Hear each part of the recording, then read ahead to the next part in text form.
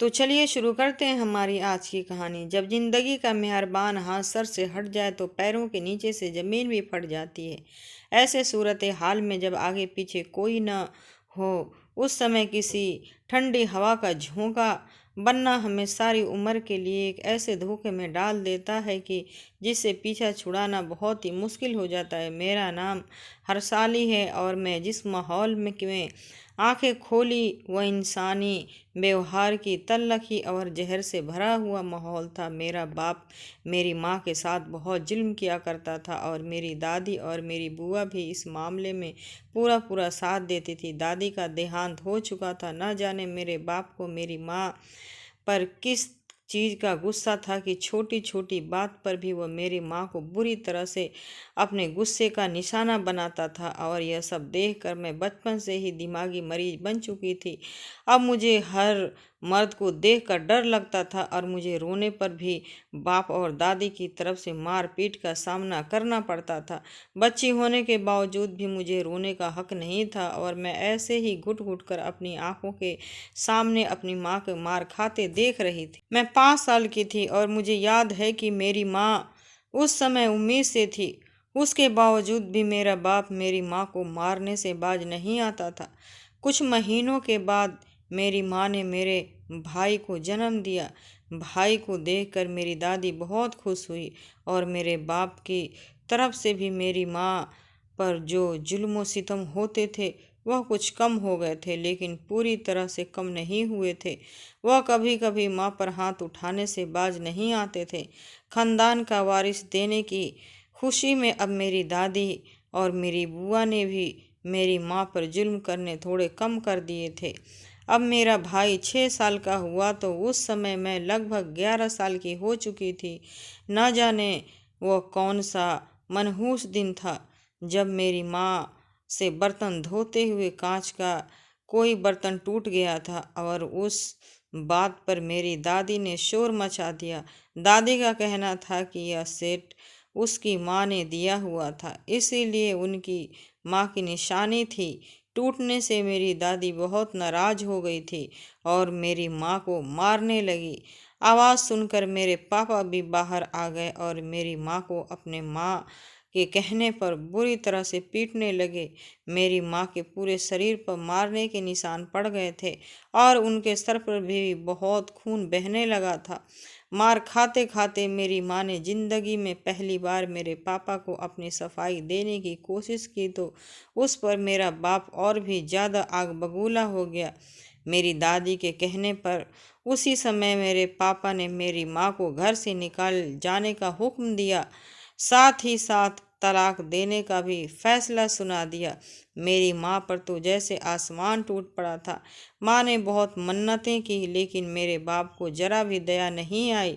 जब मेरी माँ अपने कुछ कपड़े उठाकर दोनों बहन भाइयों को अपने साथ ले जाने लगे तो मेरी दादी ने मेरे भाई को गोद में उठा लिया और कहने लगी कि ये हमारे खानदान का वारिस है, तुम अपनी बेटी को लेकर जाओ।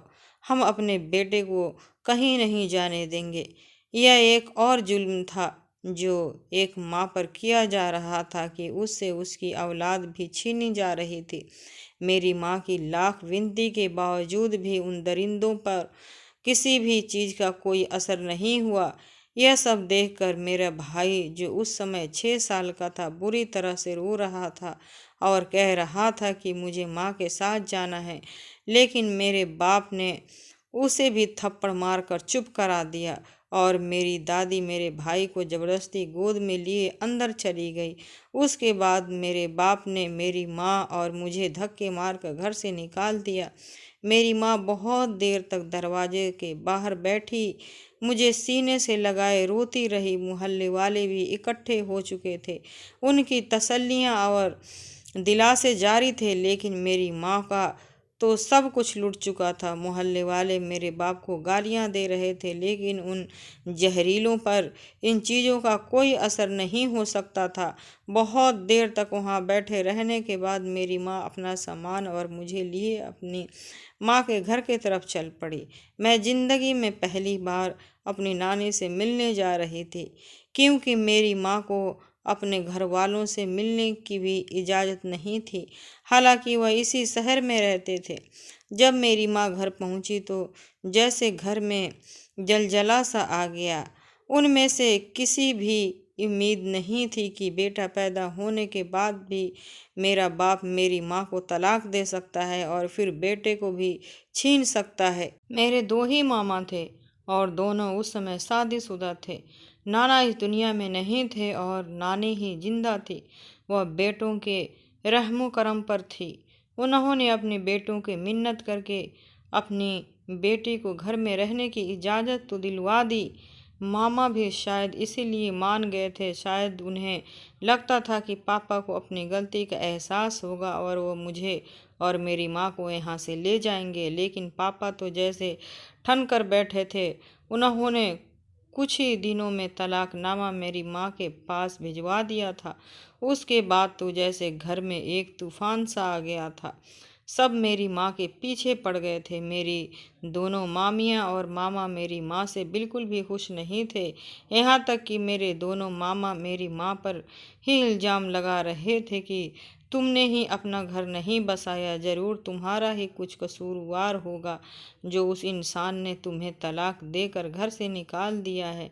घर वालों का यह व्यवहार भी मेरी माँ को अंदर ही अंदर तोड़ रहा था। लेकिन वह कर भी क्या सकती थी। जब पति ने तलाक दे दी हो तो उसके बाद भाइयों से क्या उम्मीद रखी जा सकती है, और जब ऐसा भाई हो तो फिर उनकी पत्नियां कैसे जुल्म का कोई भी मौका हाथ से जाने दे सकती है। वहां पर रहने के बदले मेरी माँ को घर का सारा काम करना पड़ता था। मैं उसे समय 11 साल के थे, इसीलिए हर काम में मुझे भी घसीट लिया जाता था और सारा दिन मुझे भी जानवरों की तरह काम करना पड़ता था। मेरी नानी मजबूर थी और कुछ भी नहीं कर सकती थी। मैं उस समय स्कूल भी जाया करती थी, लेकिन नानी के घर आने के बाद मामा ने मेरी पढ़ाई का खर्च उठाने से मना कर दिया। मेरी माँ ने लोगों के घरों में काम करना चाहा, लेकिन ये भी मेरे मामा की गैरत का गवारा नहीं हुआ कि लोग क्या कहेंगे कि हम अपनी बहन को नहीं पाल सकते, और लोगों से बातें सुनना भी नहीं चाहते थे। मेरी माँ ने मुझे पाले तो बहुत कुछ समय तक घर पर बिठा रखा, लेकिन फिर मेरी नानी ने मामियों की विनती करके मुझे एक सरकारी स्कूल में दाखिला करवा दिया और खर्च के नाम पर मिलने वाले कुछ रुपयों को जोड़ जोड़ कर मेरे स्कूल की फीस भरने लगी थी। मेरी नानी ने जाकर स्कूल के हेड मास्टर से बात की थी कि मुझे यूनिफॉर्म और किताबों की कमी के चलते तंग न किया कीजिए। मैं उस समय 5वीं क्लास में थी। किसी न किसी तरह पढ़ते हुए मुझे 3 साल और बीत गए और मैं 8वीं क्लास में आ गई। अब मैं 14 साल की हो चुकी थी कि एक दिन मेरी नानी भी हमें छोड़कर भगवान के साथ पास चली गई। इस घर में नानी ही हमारे लिए छाँव थी। वह भी हमें छोड़कर चली गई थी। नानी के जाते ही मेरी माँ का उस घर में होना एकदम बेहाल हो चुका था। सारा दिन गधों की तरह मेरी माँ घर के सारे काम करती रहती थी और मेरी दोनों मामियाँ मेरी माँ पर हाथ उठाने से भी नहीं चुकी थी। अब तो मेरे मामा भी अपनी बहन पर हाथ उठाने लगे थे और मुझे भी जरा जरा सी बात पर मार पीट का निशाना बनाना पड़ता था। मेरी मामियाँ अब घर में हमें बिल्कुल भी बर्दाश्त करने को तैयार नहीं थी और यूं एक दिन मेरे मामा ने ज़बरदस्ती मेरी माँ की शादी एक आदमी से करवा दी जिसे पहले से ही मुझसे भी बड़ा बेटा था। मेरी माँ सारी सूरत हाल में कुछ नहीं कर सकती थी। यूं वो मुझे लिए अपने नए पति के पास आ गई, लेकिन मामा के द्वारा किया गया यह फैसला मेरी माँ के हित में अच्छा हुआ था, क्योंकि मेरा सौतेला बाप बहुत अच्छा था और उसने हमसे किसी तरह का कोई भेदभाव भी नहीं रखा था। उसने मुझे अपनी सगी बेटियां वाला प्यार दिया था। उसका एक ही बेटा था जो मुझसे 3 साल बाद था। उसे पढ़ने लिखने में कोई दिलचस्पी नहीं थी और वह सारा दिन आवारागर्दी ही करता रहता था। मेरे बाप ने मेरा बहुत साथ दिया और मुझे सरकारी स्कूल से हटाकर एक अच्छे स्कूल में दाखिला करवा दिया। तो मैं देख देख कर हैरान होती थी कि कहाँ मेरा अपना सगा बाप मेरी कदर नहीं करता था और मेरी माँ को भी मारता पीटता था, और मेरा सौतेला बाप वो तो मेरी माँ को भी रानियों की तरह रखता था और मुझे भी शहजादी समझता था। इस दुनिया में इंसानों के कितने रंग होते हैं, यह सब मैं धीरे धीरे जान रही थी। अब तक मैं औरत की ना कदर ही देखी थी, अब पहली बार किसी घर में औरत की कदर होते देख रही थी। मेरे सौतेले बाप की मेहरबानी से मैं दिल लगा कर पढ़ रही थी और अब ग्रेजुएशन कर रही थी, जब मेरी ज़िंदगी में एक और हादसा हुआ जिसने मेरी पूरी ज़िंदगी को तहस नहस करके रख दिया था। मेरी उस सौतेले भाई ने कभी भी हम दोनों माँ बेटियों को दिल से स्वीकार नहीं किया था, लेकिन वह अपने बाप की वजह से चुप रहता था। हाँ, हमें देखकर अपनी नाक भौं जरूर चढ़ाता और हमसे बात न करने उसकी आदत बन चुकी थी। उसके बाप ने उसे कई बार इस बात पर डांटा भी था, लेकिन वह जवान खून था तो उस पर इस बात का कोई असर नहीं होता था। मैं इस समय 20 साल की थी और मेरा ग्रेजुएशन का दूसरा साल चल रहा था, जब एक दिन मेरी माँ और बाप एक हादसे का शिकार हो गए।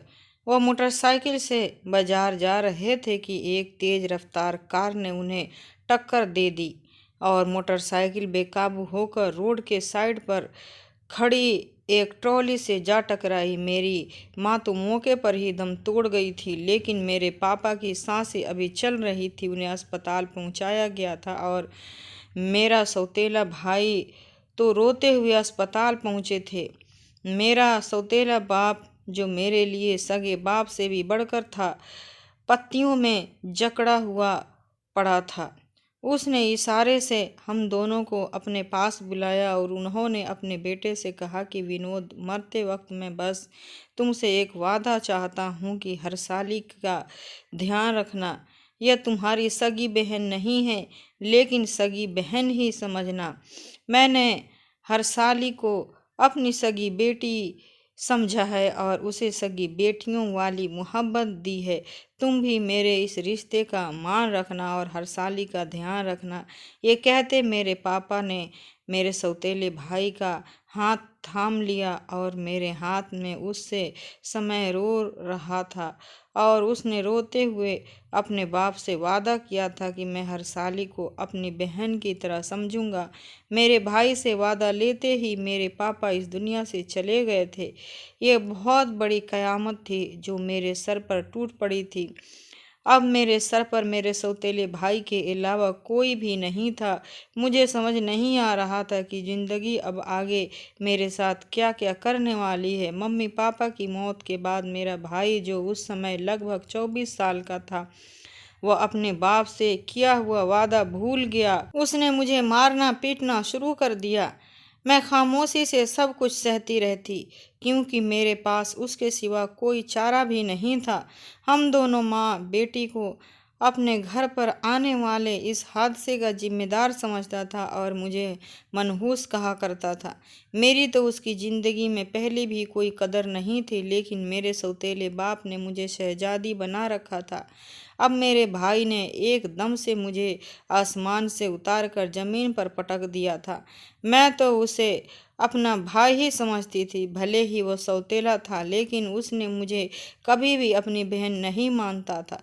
पापा के मरने के बाद पापा की किराने की दुकान मेरे भाई के कब्जे में आ गई थी, जिसने सारी जिंदगी कोई काम नहीं किया था।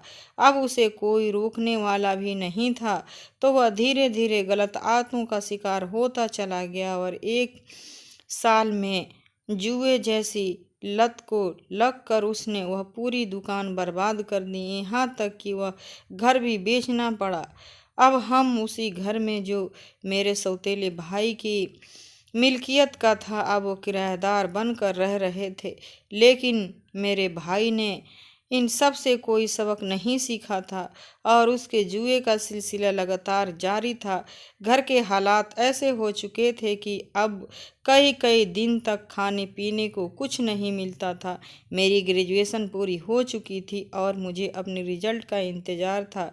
घर के हालात से मजबूर होकर मैं भाई से जॉब करने की अनुमति ली और मैं एक स्कूल में टीचर की पोस्ट पर भर्ती हो गई। वहाँ पर मेरी तनख्वाह अच्छी थी, लेकिन मुझे डर था कि मेरी तनख्वाह को भी मेरा भाई जुए की लत में उड़ा न दे।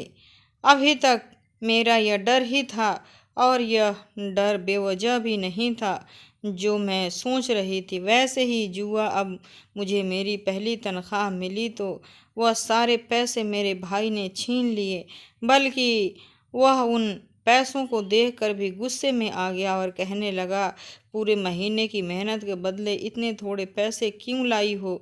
मैं उसे भला क्या कहती जो बिल्कुल ही बेबस और बेगैरत हो चुका था। उसे कभी किसी बात से कोई फर्क नहीं पड़ता था, इसीलिए मैं खामोश रही। जब पूरे महीने की मेहनत मेरे भाई ने छीन ली तो मैं साथ ही साथ ट्यूशन पढ़ाने का सिलसिला भी शुरू कर दिया। अब ट्यूशन वाले बच्चे को मैंने कह दिया था कि वह मुझे घर में फीस न दें। मैं उन ट्यूशन पढ़ाने वाले बच्चों के माँ बाप से बात की और उन्हें अपनी फीस के बदले घर का थोड़ा बहुत राशन देने की कह दिया, ताकि मेरे घर का खर्चा चलता रहे। और तनख्वाह का भी मैंने यह हिसाब रखा कि अगले महीने से मैं आधी तनख्वाह एक कमेटी में देना शुरू कर दी और आधी तनख्वाह घर पे ही लाने लगी। मैं भाई को नहीं बताया कि मैंने ऐसा करना शुरू कर दिया है। उसे इतना ही कहा कि कॉलेज वालों ने मेरी तनख्वाह कम कर दी है। इस पर मेरे भाई को बहुत गुस्सा आया, लेकिन मुफ्त के हाथ आते पैसे उसे बुरे नहीं लग रहे थे। मैंने बैंक में अपना अकाउंट खुलवा दिया और 2-3 कमेटियां के पैसे जो मुझे मिले थे अब वहाँ पर जमा कर रही थी। मैं जानती थी कि मेरे भाई से मुझे कुछ भी नहीं मिलेगा, इसीलिए मैंने अपने लिए जो कुछ भी करना था अपने ही बलबूते पे करना है। अब मुझे जॉब करते हुए 3 साल हो चुके थे और ट्यूशन की मदद से आने वाले पैसों की राशन की वजह से घर का खाना पीना चल रहा था। बचे खुचे पैसों से मैं घर का किराया भी दे दिया करती थी। मेरा भाई बिल्कुल ही बेरहम से अपना ही बहन की कमाई पर चल रहा था और मेरी कमाई को भी जुए में उड़ा रहा था। सिलसिला जारी रहा, यहाँ तक कि मेरे भाई के सर पर बहुत सारा कर्ज चढ़ गया था। मैं उसे अपना ही भाई मानती थी और उसका ख्याल भी रखती थी, लेकिन मेरा भाई मुझे बिना गाली दिए बात नहीं करता था। मेरी भी मजबूरी थी, क्योंकि अब इस पूरी दुनिया में मेरा कोई भी नहीं था जो मेरे सर पर हाथ रखता। कर्ज की वजह से भाई अब ज़्यादातर घर में ही रहने लगा था और उसे जुआ खेलने के लिए पैसे नहीं मिलते थे, क्योंकि मेरी जैसी ही सैलरी मिलती थी भाई फ़ौरन से छीन कर जुए में उड़ा देता था। बाकी का पूरा महीना वह घर पर पड़ा रहता था। और एक दिन तो हद ही हो गई, जब कर्जदार अपना कर्ज वसूलने के लिए घर के दरवाजे पर आ पहुँचे। जब भाई ने उनसे कुछ समय मांगा तो वह भाई को मारते पीटते अंदर घुस गए और उनकी नज़र मुझ पर पड़ गई। उन्होंने मुझे भी बालों से पकड़ लिया और भाई से कहने लगे कि अगर कर्ज नहीं दे सकता है तो फिर अपनी बहन हमारे हवाले कर दे। मैं उसके सौतेली बहन थी, लेकिन यह बात सुनकर भाई का गुस्सा आया और वह उनसे कहने लगा। उन्होंने भाई को धमकी दी कि अगर तुमने 1 महीने में पैसे वापस नहीं किया तो हम तुम्हारी बहन को उठा कर ले जाएंगे और तुम्हें भी मार देंगे। ये कहकर वह लोग चले गए। पहली बार मैंने भाई के ऊपर गुजरने वाली मुसीबत का अंदाज़ा किया और मेरे अंदर की बहन की मोहब्बत जग गई। मैंने अपनी ज़िंदगी की सबसे बड़ी गलती कर बैठी। मैं भाई से पूछी कि कर्ज की रकम कितनी है, तो पहले तो उसने मेरा मजाक उड़ाया, फिर एकदम से ज़मीन पर बैठ गया। वह मुझसे नफरत तो करता था, लेकिन जानता था कि मैं उसी की जिम्मेदारी हूँ। बेशक वह अपनी जिम्मेदारी नहीं निभा रहा था। वह कहने लगा, पैसे बहुत ज़्यादा हैं, तुम इतने पैसे नहीं ला पाओगी। मैं फिर भी जिद करते हुए भाई से पूछी कि नहीं, तुम मुझे बताओ कि कर्ज कितने हैं। मैं कोशिश करूँगी कि कहीं से पैसे लेकर तुम्हें दे दूँ। मैं जानबूझकर भाई को अपने अकाउंट और कमेटियों से जमा होने वाले पैसों को नहीं बताना चाहती थी, क्योंकि फिर वह सारे पैसे ही ले लेता। लेकिन भाई को यह बात कहना भी मेरी यह बहुत बड़ी गलती साबित हुई। भाई ने मुझे बताया कि कर्ज की रकम 5 लाख है। इस समय तक मेरे अकाउंट में लगभग 12 लाख मौजूद थे, जो मैंने अपने फ्यूचर के लिए जमा कर रखे थे और प्राइवेट मास्टर्स के इम्तिहान की तैयारी भी कर रही थी। मैंने भाई से कहा कि भाई, अगर तुम वादा करो कि आगे से जुआ नहीं खेलोगे तो मैं तुम्हारा कर्ज चुकाने की कोशिश कर सकती हूँ। भाई एकदम मेरी तरफ हैरत से देखने लगा और कहने लगा कि तुम्हारे पास इतने पैसे कहाँ से आएंगे। फिर एकदम से उसे गुस्सा आ गया और कहने लगा कि तुम कोई गलत काम करने तो नहीं सोच रही हो ना। मैंने भाई से कहा कि भाई, ऐसी बात नहीं है, आप परेशान ना हो, आप चाहें तो मेरे साथ चलो। वह कहने लगा कि नहीं, मुझे तुम पर भरोसा है, लेकिन भरोसा मत तोड़ना। पैसे मिलने की बात सुनकर वह मुझसे नरमी से बात कर रहा था। मैंने उसे दोबारा से वादा करने को कहा तो उसने मेरे सर पर हाथ रखकर वादा कर लिया कि अगर मैं उसका कर्ज चुकता कर दूं तो वह दोबारा जुआ नहीं खेलेगा। मैं यह भूल गई थी कि गलत कामों में पड़े हुए लोगों को वादों का भी कोई भरोसा नहीं होता और वह मौका मिलते ही अपना वादा तोड़ बैठते हैं। भाई की मोहब्बत में अंधी होकर मैंने जानबूझकर 10-15 दिन के पैसे लाने को कहा, क्योंकि अगर मैं फौरन पैसों का इंतजाम कर देती तो उसे मुझ पर शक हो सकता था। आखिर 16वें दिन मैंने भाई को 5 लाख लाकर दिए और कहा कि कर्ज की रकम है जो हर महीने किस्तों में वापस करनी है। भाई तो पैसे देखकर पागल ही हो गया था। उसने मेरी बात ही नहीं सुनी और फौरन सारे पैसे उठाकर घर से बाहर निकल गया। उस रात को बहुत देर बाद घर वापस आया और वह नशे में लग रहा था। पहली बार नशे की हालत में घर में आया था। मैं गुस्सा करते हुए कहा कि भाई, तुमने वादा किया था कि तुम भी कोई गलत काम नहीं करोगे। तो वह हंसने लगा कि बस ये आखिरी दिन था, आज के बाद मैं यह सब काम छोड़ दूंगा। मैंने सोचा कि भाई से पूछूं कि कर्ज की रकम सच में कितनी थी, क्योंकि उस समय वह नशे में था। हो सकता है कि भाई ने भी झूठ बोला हो। मैं यूं ही भाई से पूछ लिया कि कर्ज कितना था तो वह कहने लगा कि कर्ज तो 4 लाख था, वो मैंने तो चुका दिया है, पर मैंने 1 लाख का दवा खेला है जिसमें से ज़्यादातर पैसे तो हार गया हूँ। अब मेरे पास सिर्फ 10,000 बचे हैं। यह सुनकर तो मेरे गुस्से की हद न रही। मैंने गुस्से में भाई पर चिल्लाने लगी कि तुमने मेरी इतनी मेहनत की जमा किए हुए पैसे खर्च कर दिए। अब मैं कर्ज देने वालों को क्या जवाब दूंगी और हम कर्जा कैसे वापस करेंगे। मेरे गुस्सा करने और चिल्लाने पर भाई, जो पहले ही नशे में था, उठकर खड़ा हुआ और मुझे बालों से पकड़कर मारने लगा और कहने लगा, तुम्हारी इतनी हिम्मत कि तुम मेरे सामने जुबान चलाओ। तुम जॉब कर रही हो और कर्ज भी तुम ही लिया है, तो तुम ही कर्ज चुकाओगी। मैं मार खाते हुए भाई से कहा कि वह पैसे भी तुम छीन लेते हो। यह सुनकर भाई ने मेरे मुंह पर एक और थप्पड़ मार दिया और कहने लगा कि मुझसे जुबान चलाने की ज़रूरत नहीं।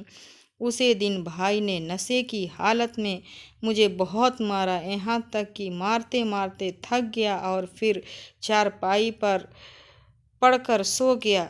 मुझे लगा कि मैं किसी जानवर के जंगल में फंसी हूँ। मुझे अपनी गलती का एहसास हो चुका था। मेरे जमा की हुई इतनी बड़ी रकम भाई उड़ा चुका था, लेकिन यह भी गनीमत थी कि मेरी इज्जत अभी तक सुरक्षित थी, वरना उन गुंडों का कोई भरोसा नहीं कि वह अपने पैसे हासिल करने के लिए मेरी इज्जत पर ही हाथ डाल देते। यह सब कुछ मेरी बर्दाश्त से बाहर होता जा रहा था, लेकिन मैं अब कुछ करने की पोजीशन में नहीं थी। सुबह होते ही जब भाई नशे के चुंगल से निकला तो उसने मुझे देखा तो उसे रात की सारी बातें याद आ गई। मेरे पूरे चेहरे पर थप्पड़ों के निशान थे और मेरा पूरा शरीर बुरी तरह से दुख रहा था, यहाँ तक कि मेरी कलाइयाँ भी निशानी पड़ गई थी। भाई की आंखों में थोड़ी देर के लिए शर्मिंदगी झलकी तो मैंने मौका देखते हुए रोते हुए भाई से कहा कि भगवान के लिए तुम गलत काम छोड़ दो, अभी समय है, सुधर जाओ। भाई खामोश रहा और चुपचाप उठकर बाहर निकल गया। उस दिन वह जल्द ही घर से वापस आया और आकर थका हारा बिस्तर पर लेट गया। मैंने उसे पूछा कि भाई क्या हुआ, तो वह कुछ कहने चाह रहा था। मैंने पूछा तुम बताओ तो सही, तो वह कहने लगा मुझे कहीं भी काम नहीं मिल रहा है, बस मुझे जुआरी समझते हैं और मुझे ऐसे ही देखते हैं जैसे मैं उनके पैसे लेकर भाग जाऊंगा। मैं अब क्या कर सकती थी, लोगों का डर सही था। जुआरी को जुए की लत लग जाए तो वह कुछ भी नहीं देख सकता। लोग उसे इसीलिए काम नहीं देते थे कि वह उनका पैसा ले डूबेगा। मैं वहाँ से हट गई और उसके लिए खाना बनाने लगी। अगले महीने से मैंने अपनी पूरी तनख्वाह कमेटी में देना शुरू कर दी ताकि मैं अपना नुकसान पूरा कर सकूं और कुछ इतने पैसे जोड़ सकूं कि आगे की पढ़ाई करने के बाद किसी अच्छी जगह पर जॉब कर सकूं। भाई ने दोबारा जुए का सिलसिला शुरू कर दिया था। भाई की उम्र 28 साल हो चुकी थी और मैं 25 की हो गई थी। मेरा मास्टर्स पूरा हो गया था और मेरे अकाउंट में अच्छी खासी रकम भी मौजूद थी।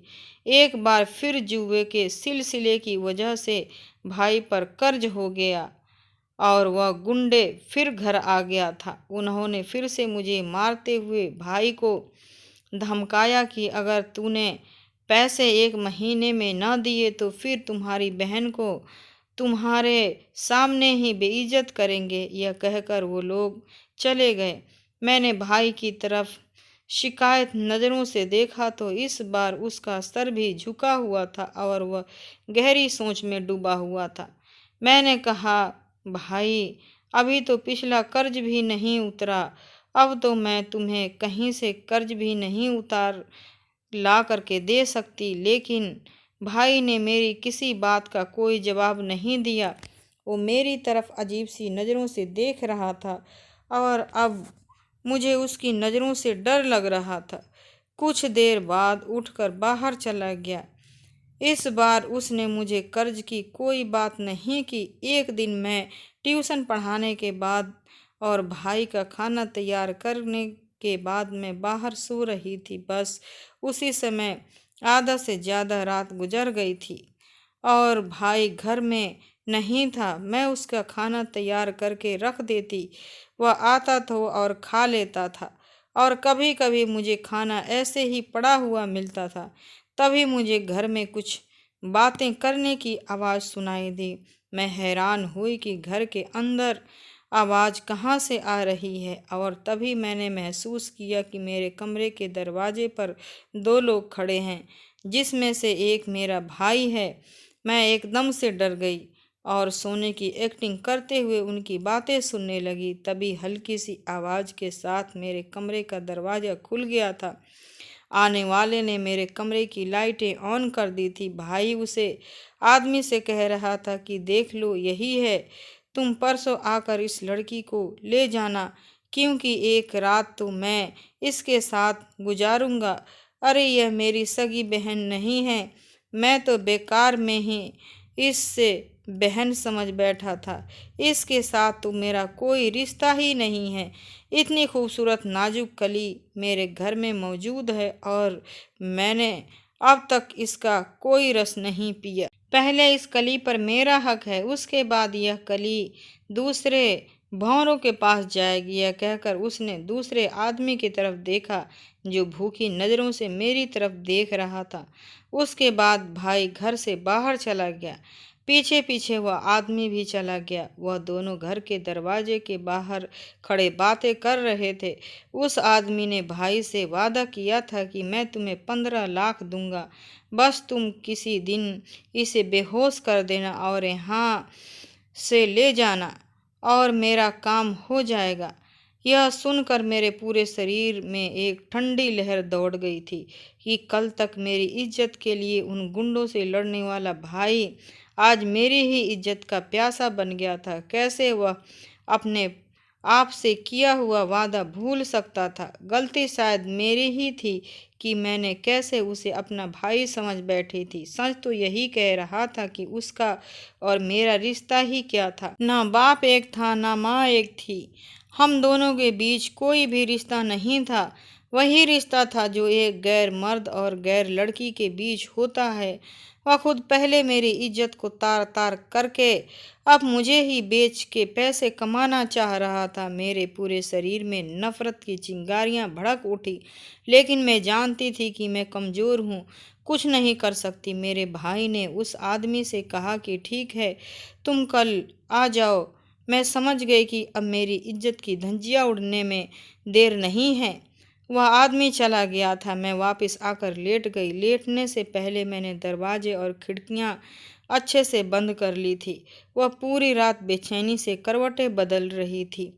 अगले दिन मैं कॉलेज गई तो जितने पैसे अब तक कमेटी में जमा करवाए थे वह कमेटियां निकलने से पहले ही वापस ले लिए और जुर्माने के तौर पर उसमें से कुछ रकम भी अदा की। वह सारे पैसे मैंने अपने अकाउंट में जमा करवा दिए। अब मैं इस घर से भाग जाना चाहती थी जहाँ पर मेरी इज्जत और जिंदगी की बोली लग रही थी। घर जाते हुए रास्ते में एक मेडिकल स्टोर पर रुकी और वहाँ से अपने मंसूबे को पूरा करने के लिए कुछ सामान भी ले लिया। घर वापस आई तो घर में भाई बैठा मेरा इंतज़ार कर रहा था।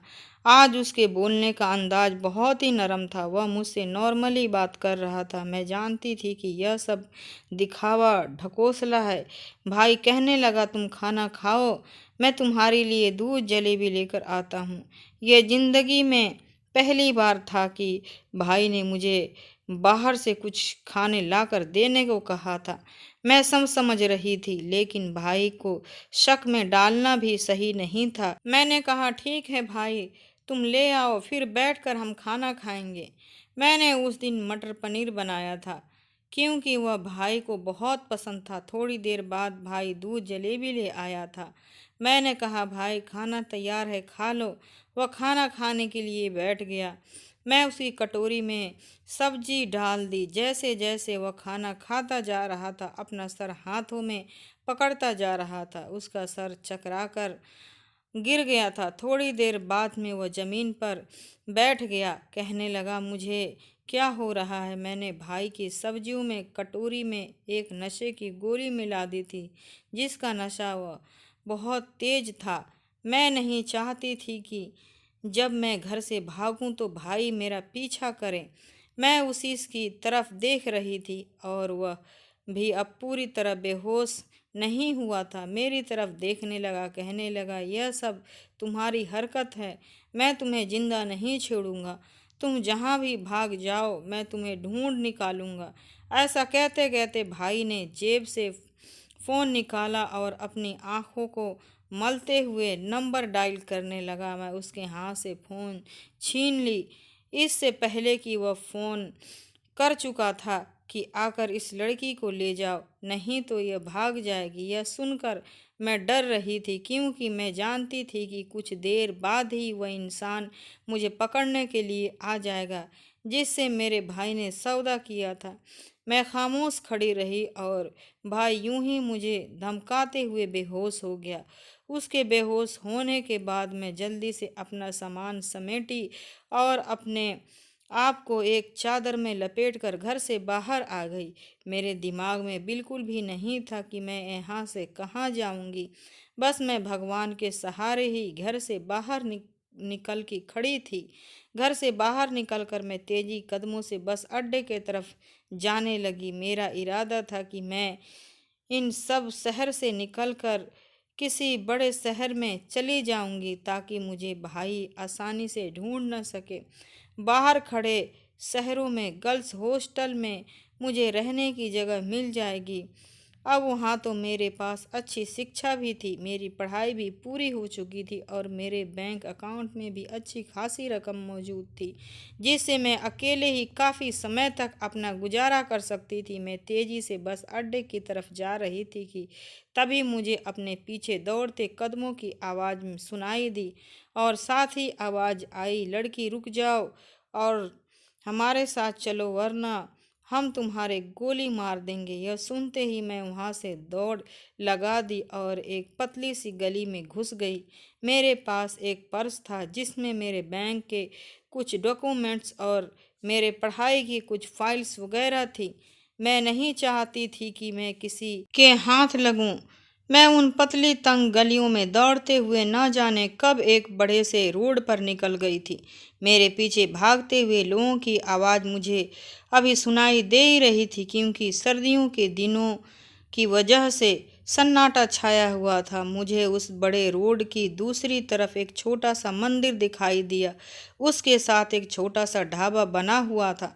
मैं तेजी से एक लंबा चक्कर काट के उस ढाबे के पीछे चली गई। तभी मैं उन लोगों को ढाबे में दाखिल होते देखा।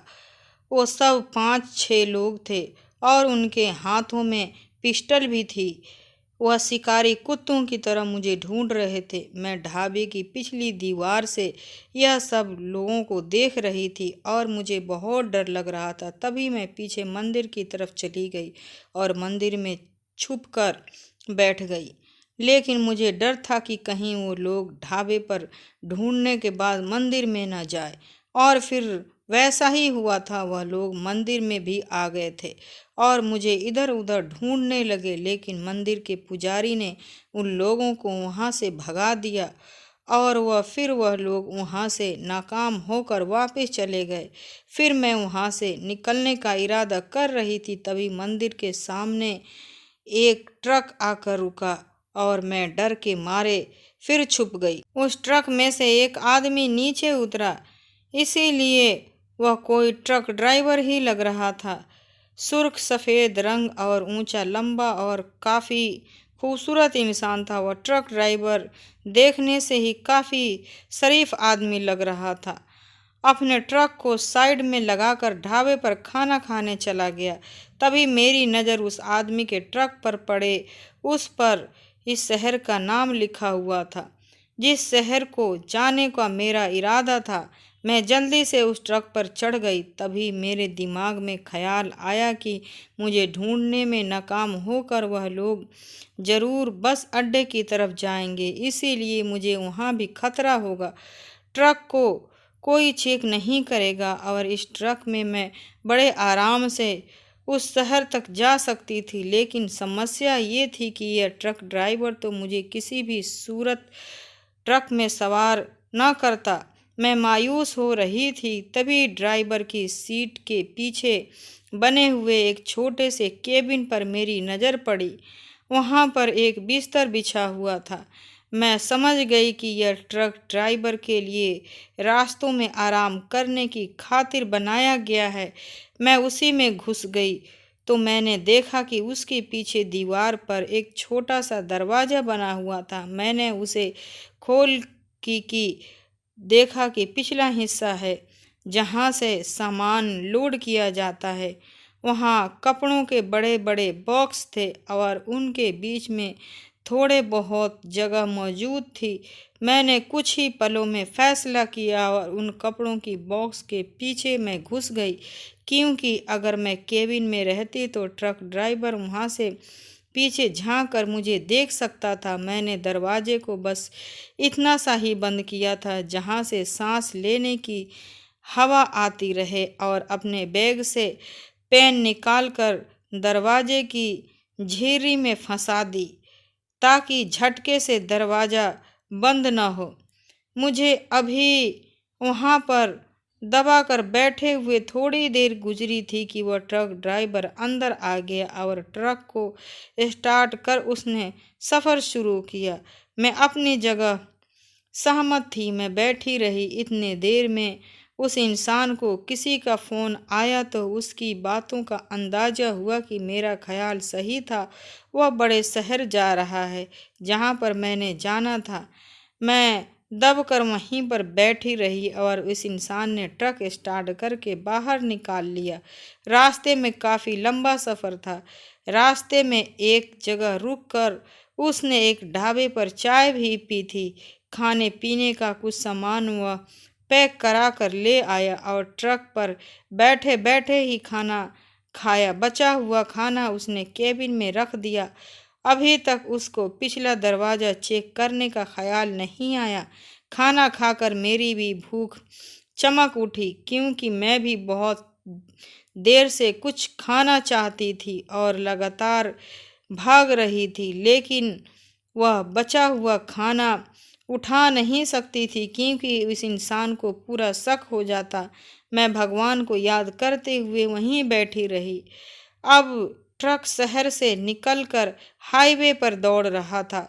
मैं दरवाजे पर मौजूद एक हॉल था उसी से झांक कर देख रही थी कि उस बड़े शहर के आने के आसार नजर आ रहे थे।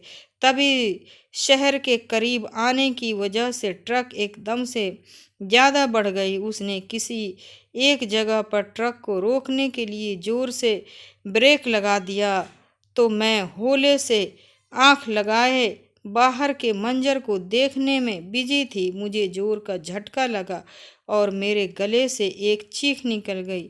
मेरे वजन से दरवाज़ा खुला। मैं लुढ़कती हुई केबिन में आ गई। मेरी चीख सुनकर वह इंसान भी परेशान हो गया और एकदम से ट्रक के साइड में करते हुए उठकर पिछले केबल में आया और झट से लाइट चालू किया। मुझे देखकर वह हैरान और फटी फटी आंखों में मेरी तरफ देख रहा था। वह मुझसे पूछने लगा, तुम कौन हो? ट्रक में कैसे आई? मैं उसके पांव पकड़ लिए और कहने लगी, भगवान के लिए मुझे यहाँ से निकालने में मत कहना। यह कहकर मैंने उसे अपनी पूरी कहानी सुना दी। मैंने अपनी पहचान बताने के लिए उसे अपने बैंक के सारे पेपर्स निकाल कर दिखा दिए, जिससे मेरा एक पहचान पत्र, मेरा आधार कार्ड भी रखा हुआ था। मेरे सारे पेपर्स देखने के बाद वह इंसान हक्का बक्का रह गया। उसकी आंखों से आंसू बहने लगे। मैं एकदम से हैरान परेशान खड़ी थी कि आखिर मेरे पेपर्स देखकर ऐसे क्यों रो रहा है। तभी उसने मुझे मेरा नाम से पुकारा और कहने लगा, हर्षाली दीदी, आपने मुझे पहचाना नहीं। मैं हैरत से उसकी तरफ देख रही थी। तभी उसने मेरा आधार कार्ड से मेरे सामने रख दिया और मेरा आधार कार्ड देखकर जो हाल उसका हो चुका था वही मेरा हुआ। मैं फटी फटी आंखों से उसे देख रही थी और फिर जब मैं उसे गौर से देखा तो मैं एकदम से ही उसे पहचान गई। यह तो मेरा छोटा भाई था जिसे मेरे बाप ने ज़बरदस्ती अपने पास रख लिया था। मैं इस अचानक हुए हादसे की शौक में की कैफियत में थी और मेरी आंखों से आंसू बह रहे थे। मैं जब उसके कदमों में गिरी हुई थी, उसने मुझे दोनों बाजू से पकड़कर उठाया और मेरा सर अपने सीने से लगा लिया और कहने लगा, भगवान बहुत बड़ा है। और उसने भी मुझे अपनी ज़िंदगी की पूरी कहानी सुनाई। मेरा वह जालिम बाप कब का मर चुका है और उसकी ज़िंदगी ख़त्म होने के बाद मेरे भाई ने ट्रक ड्राइविंग का काम शुरू कर दिया था। यह ट्रक भी उसका अपना था और उसके लिए उसने कोई ड्राइवर नहीं रखा था क्योंकि उसे बचपन से ही मेहनत का शौक़ था। उसने अपने बाप से मिलने वाली जायदाद का कुछ हिस्सा बेचकर यह ट्रक लिया था और उसे चला रहा था। अब इसी बड़े शहर में ही रहता है और अब तक उसकी शादी भी नहीं हुई थी। मैं भगवान के इस चमत्कार से पर हैरान थी। वह कैसे लोगों के अपनों से मिला देता है। उसके बाद की कहानी बहुत छोटी और मेरा भाई मुझे अपने साथ ले गया और बाकी जायदाद उसने मेरे नाम कर दिया और कहने लगा, यह तुम्हारा हक है, इसे लेने से तुम मना मत करोगी। मेरे बाप ने मेरे भाई को बिल्कुल भी नहीं पढ़ाया था, जिसकी वजह से यह ट्रक ड्राइवर का काम करना पड़ा था। भाई ने खुशी खुशी मुझे जॉब की इजाज़त दे दी थी और आज मैं एक सरकारी स्कूल में पढ़ा रही हूँ। भाई की मोहब्बत क्या होती है, मैंने ये अपने भाई के साथ जाना। मेरी छोटी छोटी तकलीफ पर तड़प उठता था। मुझे अपने हथेली पर छाला बनाकर रखना है, वह भी शायद मोहब्बतों का तरसा हुआ था। अकेले ही जिंदगी गुजारी है, मैं भी उसे भरपूर बहन का प्यार दे रही हूँ। हम दोनों बहन भाई एक दूसरे को पाकर बहुत खुश थे। भाई ने मेरी शादी भी करवा दी है। अब मैं अपनी ज़िंदगी में बहुत खुश हूँ और आज मेरे भाई की शादी है और मैं सोच रही हूँ कि अपने पति से कहूँ कि मुझे भी अब भाई के साथ ही रहना है। मेरा भाई बहुत अच्छा है और इसी तरह मेरा पति भी बहुत अच्छा है। आज तक मेरा भाई मेरे साथ रहता आया है। मैं चाहती हूँ कि जब भाई की शादी हो जाए तब भी हम सब लोग साथ में मिलकर रहें। मेरे पति ने मेरी बात मान ली है। मैंने भाई से भी कहा है कि भाई, जब आपकी शादी हो जाएगी तब हम सब मिलकर एक ही घर में रहेंगे। और ऐसा ही हुआ। शादी के बाद भाई भाभी और मेरा पति एक ही घर में हम खुशी खुशी ज़िंदगी गुजार रहे हैं। दोस्तों, वीडियो कैसा लगा कमेंट करके